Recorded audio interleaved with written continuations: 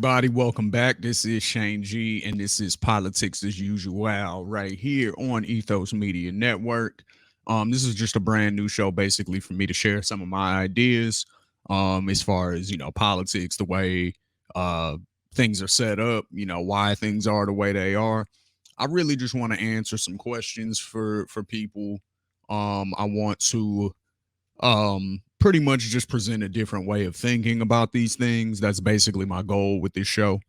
And what I would like to do also is just present a lot of the information that I've been given, and that I've researched over the past few years. I really started when Mike Brown passed away. Rest in peace, Mike Brown. When he was murdered by the police officer in St. Louis. That was really what kind of, in Ferguson specifically, that's what really started my journey, I guess, down the political rabbit hole, I guess. Um, so in doing that, it helped me reach a lot of conclusions that I don't think I would have otherwise reached had I, just continued living life the way I was, in a sense of, not being very informed politically. Um, just basically going off of, what other people said, the Democrats are this, the Republicans are this, all that kind of stuff. And so pretty much my goal is to just show you the way that the information looks to me and help us reach some different conclusions than we've always been given. So that way, maybe, as a collective, we can strategize and try to figure out ways to improve our material well-being as far as black people, as far as people of color, and as far as just Americans as a whole. So that's the goal of the show. What I'm gonna do today is I'm basically just gonna lay down a backdrop.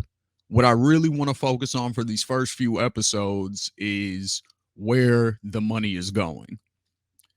We are the richest country on the face of the planet, probably the richest country that the face of the planet has ever seen in history.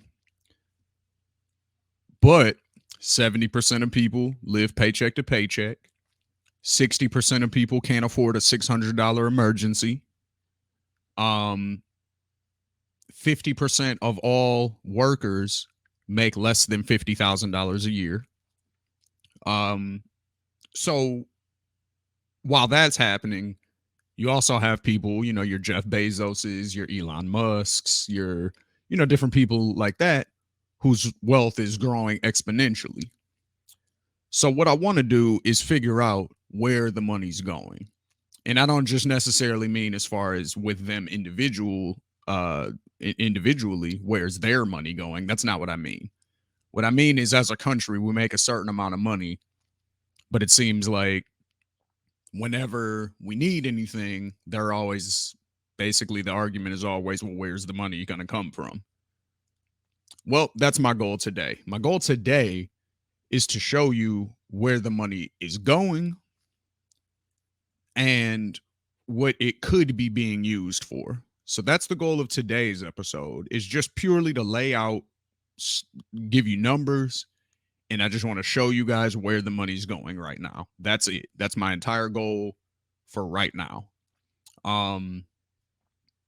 Outside of that, in the next coming episodes, what we'll be discussing is, why the money's going to these different places. I mean, some of it may be obvious, some of it maybe not so much, and that's what we'll get into. We'll get into more of the minutia of it. But today, what I just want to focus on for the most part is just laying out numbers, where the money is actually going. So with that being said, I'm going to show you guys some numbers here. And this is actually a very old statistic that I'm going to show you. It's over 12 years old, but I can, this was visually the best way that I could bring it on screen. So I'm going to show you guys this, and then we will actually discuss what the current numbers are. So here we go.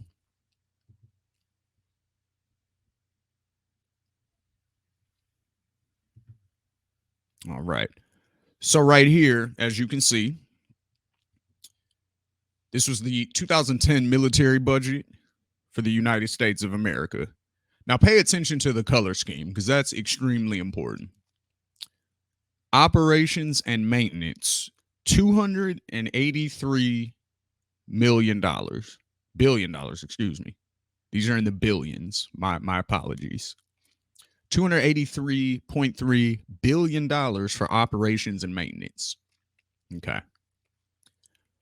$153.2 billion for military personnel. Okay. That seems reasonable. You know, if we're going to be spending that much money on the military, you would want that much to be going to the actual humans that make up the military. So that one doesn't bother me so much. $140.1 billion on procurement. Now, what is procurement, you may ask? I actually had to look that up myself before the show. Procurement is the acquisition of materials, of resources, of knowledge, of technology, things of that nature. It's the acquisition of those things. So, you know, if you just looking at just what that word means, when we're in the Middle East, you know, what are their resources that they're very rich in? Procurement, you know. So there you go, right there.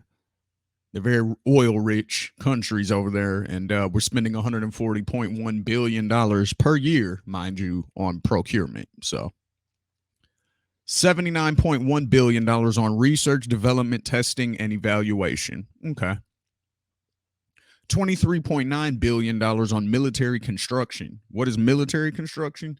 That's when we say we're rebuilding other countries. So when we say, okay, we've defeated Osama bin Laden, so the mission's done, but we can't bring all the troops back yet. And the reason why we can't bring all the troops back yet is because we have to stay and rebuild their country. So look at the giant budget, look at all those other colors, and you see how little of that sliver is blue. Now, saddest of all, $3.1 billion per year of that entire budget, and this is as of 2010, went to family housing. That is ridiculous to me. Family housing should be covered for the rest of everybody's life who ever served, in my opinion. You know, unless you're just a flat out war criminal, then but that's different. If you're just a regular person that was in the service and you did just missions that you were told to do, and you know, you were in your heart serving your country, that housing budget should be way bigger than that. That's ridiculous. $283.3 billion on operations and maintenance. So that's the actual dirty work in the military. That's the going on missions and, you know, bombs and guns and, you know, everything that you think of when you hear of war. That's the green part of that chart right there. The purple part, military personnel, that's even misleading though, because that doesn't talk about everybody. That's not like everybody in the military is getting somewhat even or equitable distribution of that wealth. Like, that's not how that works at all. Like, most of the people who make all of that money are at the very top of the military. And then that also covers contracts with people who aren't necessarily in the military, but they're contracted to do things for the military. So I just wanted to go over that. Now, what is the whole number today? Today, in 2022, that number is $801 billion. So when you know that that number is $801 billion, and you look at this pie chart and you see how that money is distributed, because the distribution hasn't changed necessarily, it's just the amount has changed.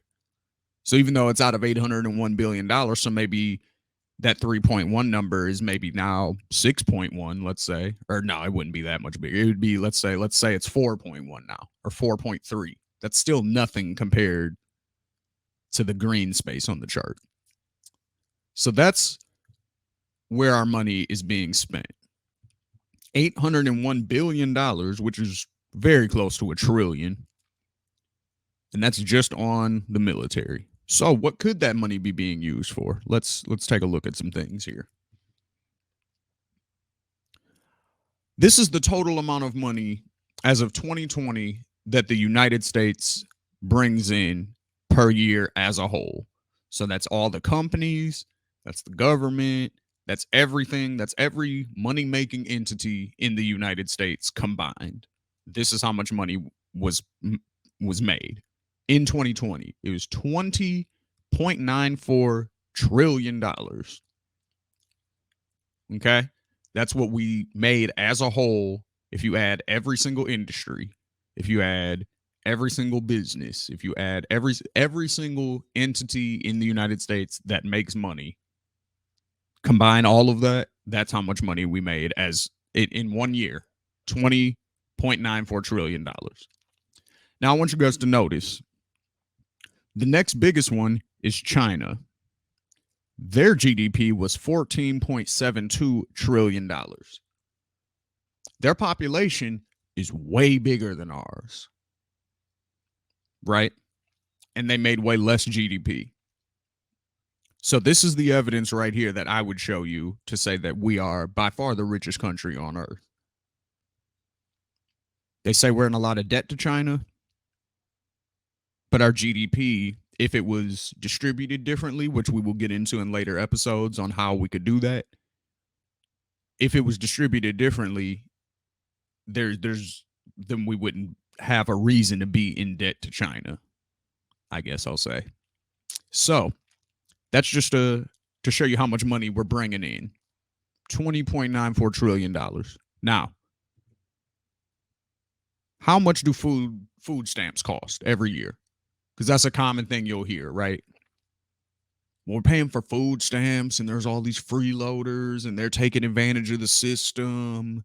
And that's why, we can't use this money for other stuff because there's freeloaders. And, if we have to keep paying all these welfare queens and all of that stuff, the Ronald Reagan thing, basically what he was saying in the 80s, as far as welfare queens and stuff like that talking point is stuck over the years. Basically, if you need public assistance, you're lazy and you just need to get yourself together, right?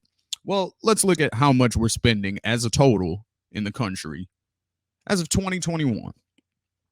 Federal spending on USDA's food and nutrition assistance programs totaled $182.5 billion in fiscal year 2021, 49% more than the previous high of 122.8 billion in fiscal year 2020. Spending of the Supplemental Nutritional Assistance Program also reached a new high and increased by 44% from fiscal year 2020 to fiscal year 2021. I mean, a big part of that obviously is going to be coronavirus being, shutting down businesses, not allowing people to leave their houses, not allowing people to work. People lost their jobs. A lot of people got laid off, all these different things. So, yeah, of course, assistance is going to go up during, that specific year. But what I want to pay attention to more so is the total number that we're spending regardless. Let's take the high number, which is $182.5 billion for the fiscal year 2021. Let's look at this military budget once again. $182 billion, that fits right in here in the green area, that fits in there, and it's only slightly larger than the purple area. So a very small piece of the total military budget is what we use for food stamps to feed our own country. Now, mind you, we're making $21 trillion per year as of 2020. Let's look at another number. How much money would it take to end homelessness in the United States?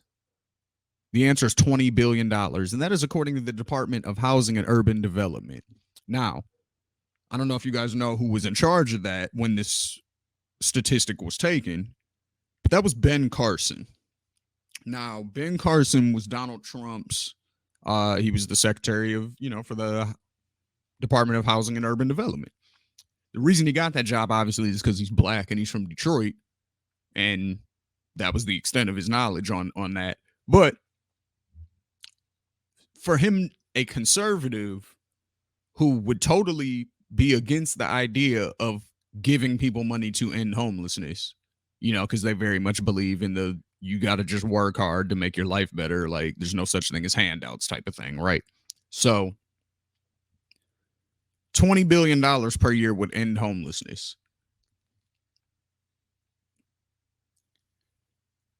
And it's actually cheaper to do that than to continue to let the system be the way it is. It's cheaper to house homeless people than it is to allow them to stay homeless.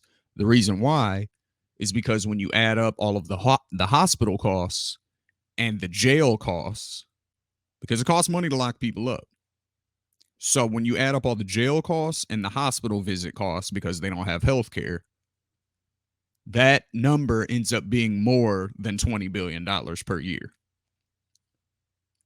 So if you were to just take the 20 billion, you'd actually be saving money if you just housed all the homeless people, which would ultimately allow them to, get over whatever struggles that may have ended up with them being homeless in the first place.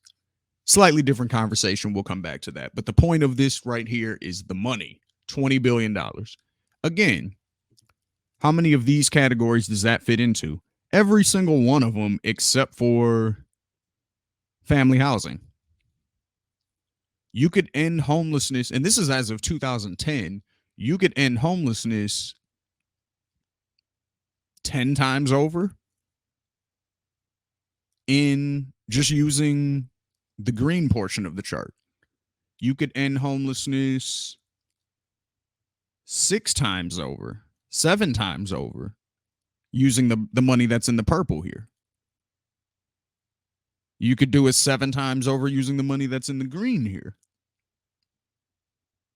You could do it 3 times with the money that's in this reddish color right here. So this is the point of my show today. The reason why I wanted to do this show and why I wanted to start this show is because we're being lied to, and I think everybody knows that. But what I want to do ultimately is show you where to find the actual information so that way you'll know when they say certain things that it's not true. And that way you'll be able to kind of, cipher through the nonsense that they're peddling to you in a way that we'll be able to make things make sense for you, and you'll be able to be a little bit more informed and better decision making when it comes to voting power, when it comes to activism, when it comes to where you're going to put your personal political capital behind. And I think all of that's really important because we need to figure out, or not figure out, but we need, as a whole, we got to strategize because nobody is going to look out for us. And when I say us, that could mean black people, that could mean just the average person. That could, you know what I mean? That could mean minorities, like, however that applies to you, I guess. Whoever you are watching the show, however that applies to you is what we're trying to get across here. So obviously we all know people, who either have or are currently suffering from homelessness. I'm sure we've all either been on or know people who were on food stamps at a time. We know the stereotypes and the things that come with that. But what I want to break down over the course of the season is why. So take these numbers, look them up yourselves, everybody, definitely fact check me. I don't claim to be perfect. I just claim to be knowledgeable. So, go ahead, check those numbers, you know what I mean? And, leave me some comments. Let me know what you think. If there's any subjects that you want me to discuss on the show, absolutely leave those in the comments as well. We'll definitely be more than happy to address those issues as well. But for right now, I really want to focus on the amount of money that we have, where the money's going, why it seems like things are getting worse, and what we can do about it. So until next time, this is Shane G. This is Politics as Usual right here on the Ethos Media Network. Peace.